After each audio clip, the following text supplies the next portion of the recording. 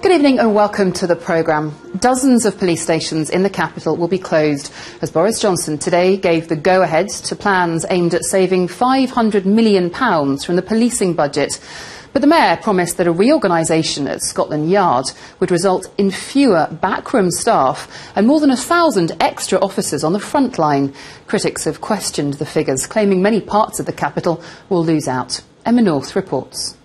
It's been a difficult weekend for Boris Johnson. We're very confident. So the announcement of his first big plan as London's Police and Crime Commissioner was a chance to set out his stall and enjoy a little public support. Big one.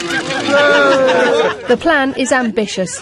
Not only does it chip away at the £500 million the Met has been told it must save, it also claims to give Londoners what they want. The whole objective is not to rely on inanimate bricks and mortar, but to get the police out on the street where the public want to see them, driving down crime. They're being very successful at the moment, and that's what we're going to continue to do. But as one hand gives, another takes.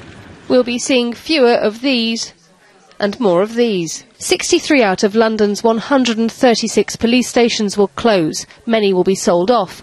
But there will be also around 100 additional so-called contact points located anywhere from a library to a hospital.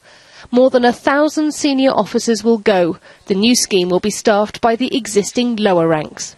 I mean, you get some of these young police come out, they've got no experience. They don't know how public life runs, you know what I mean? They start pushing people back because there's more of them on the street. People are going to get the hump, it's going to be a lot more trouble. There's a police office that's never ever manned. There's nobody ever goes in that police office.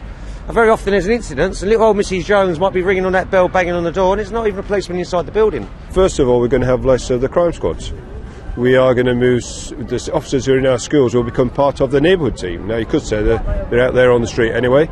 We're going to get officers out of their back offices in our police stations and then expect them to walk around the streets in uniform. Critics warn the plan doesn't add up and that instead of more, there'll be fewer officers on the street. The reality on the ground is that people are seeing less officers are losing their jobs, and effective models such as safer neighbourhoods teams are facing huge cuts. In Dalston this morning, Boris Johnson was keen to be seen to be getting things right. How's the crime then?